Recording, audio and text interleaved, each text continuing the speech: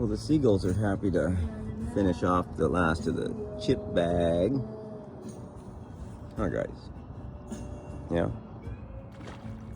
Oh, yeah. Duck hunting season, so they're a little bit skittish this time of year. They don't get too close, but they'll take some good Que Pasa organic chips all morning long.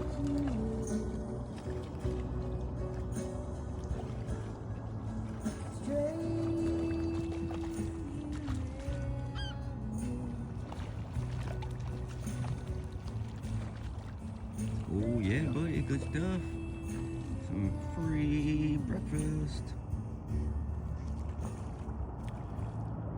Some of them just stayed over there though. They're like, eh, we want to go cruise all the way over there.